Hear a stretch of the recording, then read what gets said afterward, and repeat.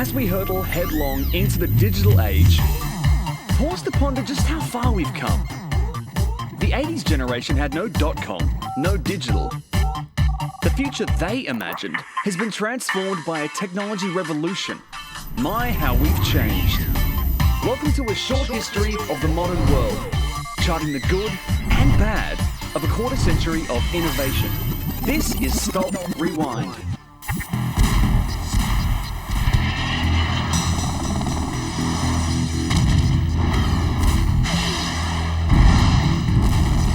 Humans have always had a problem getting on with their neighbours. 25 years ago, things were no different. The Cold War was at its peak, with the biggest military standoff in world history taking place.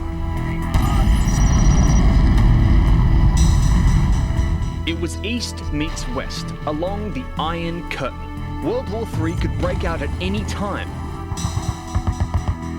This shadowboxing had been going on for 40 years. Russia versus America in a nuclear toe-to-toe. At a time when every wild inventor had their shot at designing a superweapon to give their side the winning edge.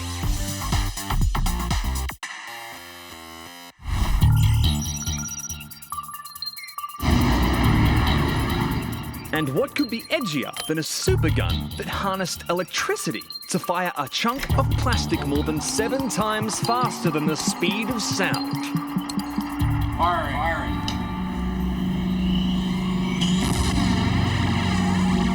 The railgun. Super destructive. Sending a projectile nearly 2 miles a second through a block of hardened steel. The railgun was meant to be used in space to knock out incoming Soviet missiles, part of a program called the Strategic Defense Initiative, better known to you and I as Star Wars, a plan by then US President Ronald Reagan. What if free people could live secure in the knowledge that their security did not rest upon the threat of instant US retaliation to deter a Soviet attack, that we could intercept and destroy strategic ballistic missiles before they reached our own soil or that of our allies? Star Wars was a program that was as ambitious as anything in history. Lasers being shot into space from the ground and then bounced off mirrors to hit incoming nuclear missiles. There was a real fear of mutually assured destruction in the 1980s. I don't think it's if there'll be a nuclear exchange. I think it'll be a matter of when, not if. And there were some pretty strange ways people learned to live with this fear, and hopefully survive a nuclear war. It's a bomb. Duck and cover. Tony knows the bomb can explode any time of the year, day or night. Duck and cover. Attaboy, Tony. That flash means act fast. From duck and cover public service announcements in the 1950s to high-end underground bomb shelters in your backyard. And through here, after closing this door, the main living quarters. And if that blast-proof door takes some opening and closing, it's because it weighs 1.5 tons. And we pass through here into the place where we've got to survive. Well, what do you think of that? All the comforts of home several meters underground. If you couldn't afford a custom-made bomb shelter, there were plenty of pamphlets around back in the 80s on DIY versions. Like this homespun effort built of plastic and wood. It's a bit damp, it's a bit gritty, but it's going to be home for the night. 10 hours later, and our trainee A-bomb survivors emerge. Oh, God, raining. Well, it's nice to be out of there, thank you. Not that the US Congress was worried. If the doomsday clock ticked past midnight, they had a luxury bunker set amongst the bunkers.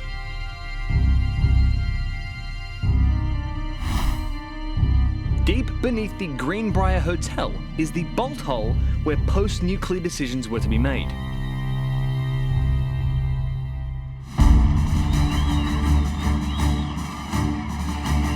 Fortunately, the Cold War never got hot.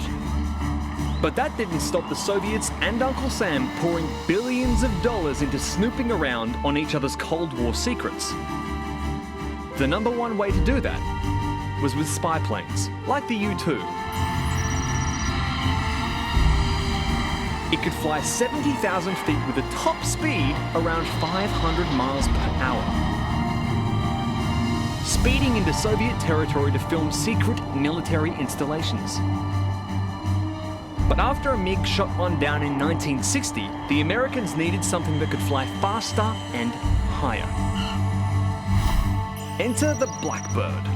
Operating from 1966 onwards, this sleek beauty could fly at approximately 2,500 miles per hour at around 85,000 feet.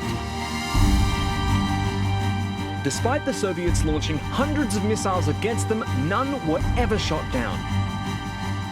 Evading radar with its stealth shape, it took countless photos behind the red curtain. But what America really wanted 25 years ago was a plane that was not only stealthy, but could also fight. So, the high-tech challenge to create the stealth fighter began. Even toy makers were second-guessing what the Air Force would create, with all kinds of wacky shapes produced while the military toiled away in top secret. Conspiracy theorists were certain the US already had a fleet of these stealth fighters hidden at the infamous Area 51. There were even theories the Soviets already had a stealth fighter, which have never been confirmed. Basically, everything about these programs, except that they exist, is regarded as being very classified, classified above top secret. But the cat snuck out of the bag in the late 80s, with the B-2 stealth bomber being revealed by the US government. Costing at least $1 billion per aircraft, and capable of launching nuclear weapons, this dark monster has the radar signature of a ball bearing, and is still in active duty. But the real surprise was the F-117 stealth fighter. This time, the conspiracy theorists were right. The F-117 had first flown in 1981, but had remained classified until acknowledged by the US military in 1988. And the artist's impressions turned out to be pretty close to reality. Meanwhile, the rest of the world's military kept building some amazing fighter jets. Voice-commanded machines like the French Mirage, or the British Harrier, which could hover in mid-air and park on a hook hanging from a crane. And we swooned over the Eurocopter Tiger, which was one of the earliest helicopters to perform the loop-the-loop, generally useless in the heat of battle, but a lot of fun for the flight crew. But some weapons from the past would have been downright suicidal, like the Panther Rotec Ultralight, an ultralight attack aircraft. It might have had some tactical use, but this bantamweight dogfighter would probably not hold its own against an F-18 Hornet or a Soviet Foxbat fighter, so it hasn't become a frontline favourite. Perhaps the wildest weapon to take flight in the 80s was this, the Wasp, a one-man flying machine that was powered by a turbofan engine and steered by leaning in the direction the soldier wanted to go.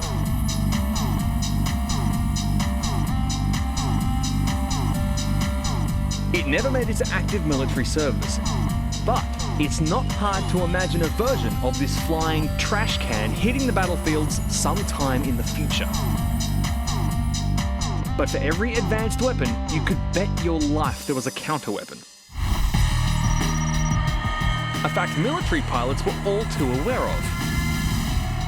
They demanded James Bond-style ejector seats.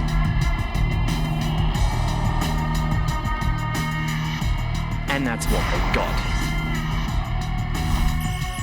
In the 1980s, these were refined into rocket-powered ejector seats, still used today, that pushed the pilot safely away from the crashing plane.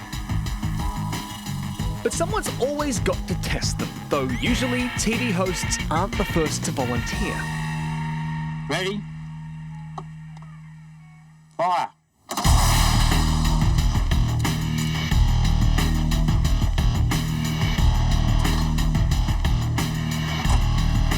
Well, we made it. Made it. An understatement that pilots are still saying today when rocket-powered ejector seats saved their bacon. Other military strategists had an even better idea. Why not take the human element out altogether? They created the UAV, Unmanned Aerial Vehicle. Now don't be fooled, these are more than just remote-controlled aircraft. UAVs today can navigate and make basic decisions, like recognizing a lost soul in a vast ocean without a human minder.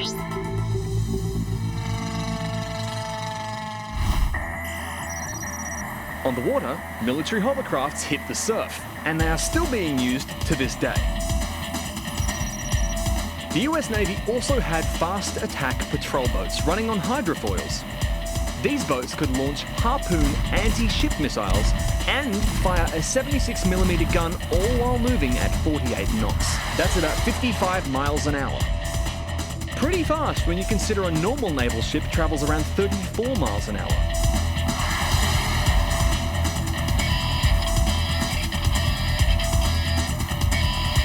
But budget cuts were an enemy this craft couldn't outrun.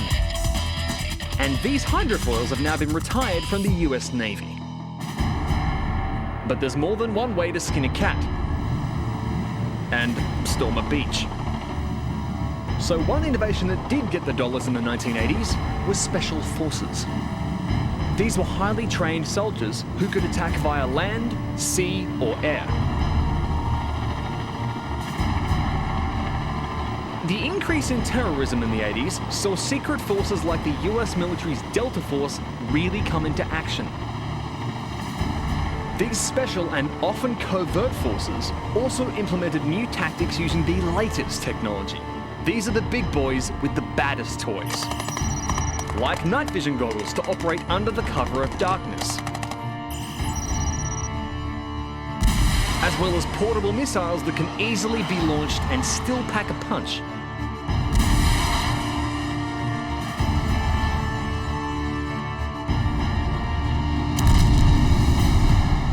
Special forces are the cloak and dagger tool used by many developed nations to this day. But not all secret weapons have found their legs. This is the American six-legged ASV, short for Adaptive Suspension Vehicle. Designed in conjunction with the US Military Advanced Research Projects Agency, better known as DARPA, the ASV was supposed to get soldiers anywhere on the battlefield provided they were patient.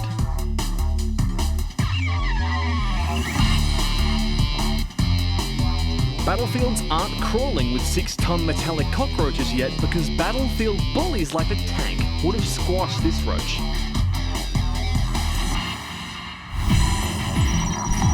Tanks like the M1 Abrams, first entering service during the Cold War in 1980. And now, after serving in 2 Gulf Wars, it's a battle-proven veteran. But weapons manufacturers were in for a rude shock after the fall of the Berlin Wall in 1989. The battlefield was changing, and terrorism was the new enemy. Unconventional, impossible to predict, indiscriminate murderers. No cashed-up general in the world, with all the military hardware he could possibly lay his hands on, could lay a glove on a single terrorist with a briefcase. During the 1980s, England was the target for bombings by the Irish Republican Army. In the past 5 or 6 years, terrorist bomb attacks in Britain have claimed the lives of 7 and injured more than 200 people. In several of the incidents, IRA bombers chose litter bins as receptacles for their explosive devices. But the solution was at hand to the problem of what are known now as IEDs, or Improvised Explosive Devices. It worked by toughening up the inside of a trash can with a composite material to absorb and redirect the blast straight up. The bomb-proof bin was a good idea that was before its time, and perhaps still is. having not yet been widely adopted despite the recent concerns over terrorism. The Russians took the idea and turned it upside down. A bomb-proof blast inhibitor known as the Fountain is a box which can be placed over an explosive device. Watch those wooden poles. Without the Fountain, wooden poles destroyed. With the Fountain, people, that is wooden poles, stay intact. The box absorbs the explosion through the liquid and gas compressible wall. With an ordinary explosive, there is fire and an enormous shockwave. But with the explosive surrounded by the Fountain, there is a blast, but nowhere near as much damage.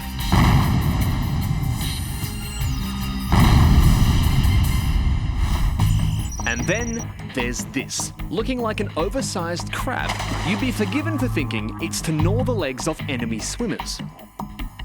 It's designed to detect and dispose of mines in the water or on land. This crabby prototype hasn't hit the battlefield yet.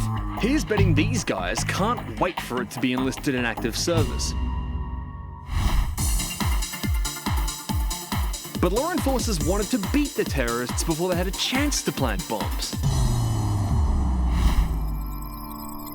In 1995, Japanese police used sophisticated lie detector technology to convict terrorist cult leader Shoko Asahara, the gadabout guru behind the Tokyo sarin gas attacks. It analysed subtle changes in pitch to tell if the person is lying. Valuable information for law enforcement trying to understand their terrorist foe. Post 9/11 brought the realization airports and aeroplanes were vulnerable to terrorist activity. Before Al-Qaeda was a household name, scientists were far-sighted enough to develop a technology that could literally sniff out terrorist bombs. When I step into the booth, warm air is puffed around me for 4 seconds.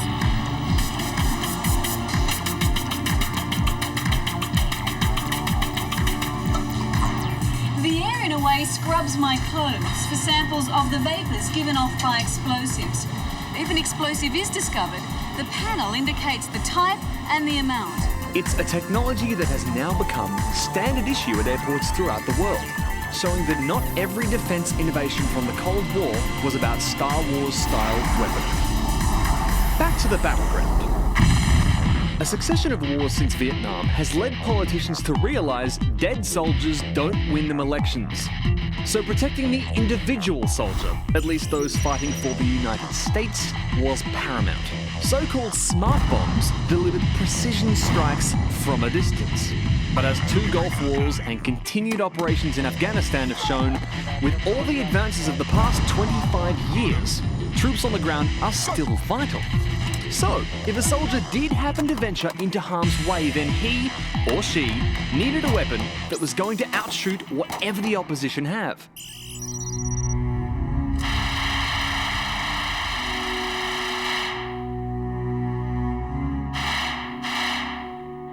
This was the AM-180, capable of shooting 2,000 rounds in a minute.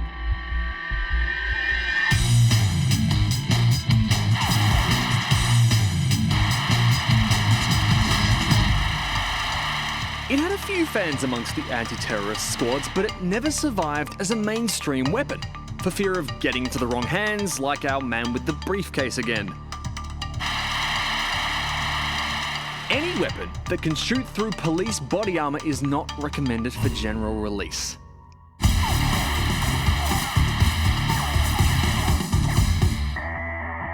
The submachine gun that was widely used during the 80s was a 1,000 round a minute marvel, the Uzi. Simple and adaptable. You see, this is the mini Uzi. Mini Uzi, very comfortable, very easy for handling.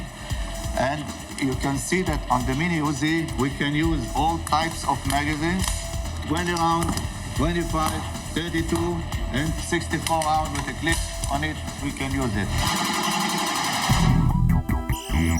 The Uzi wasn't the only wonder weapon from Israel, and the gun's inventor, Yisrael Galil, was its #1 salesman.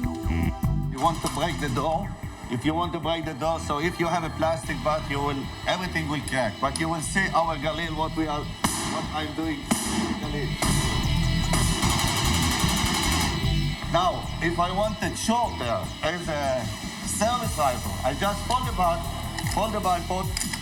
I put, now you have a shotgun again. This is not a man who drinks decaf.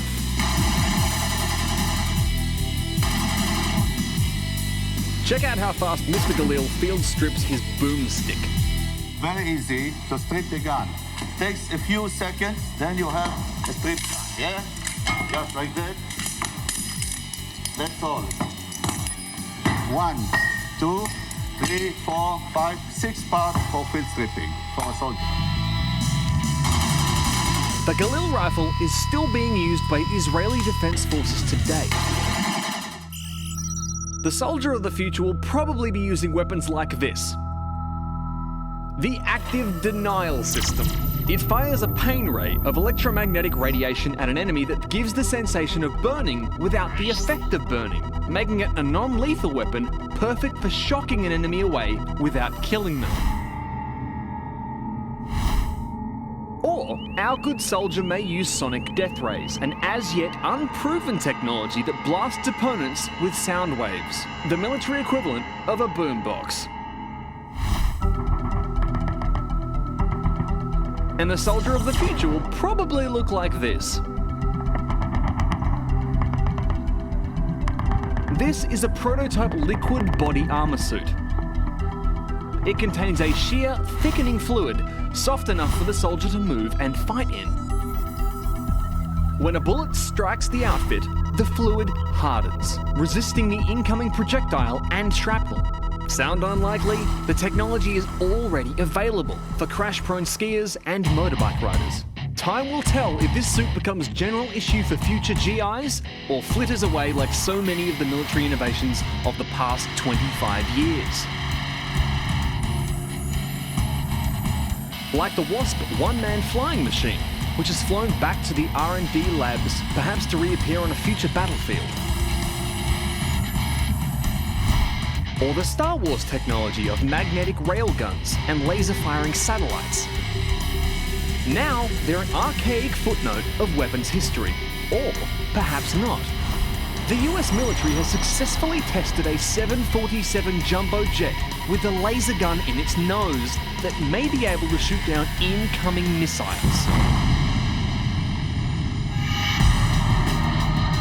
So, when will it all stop?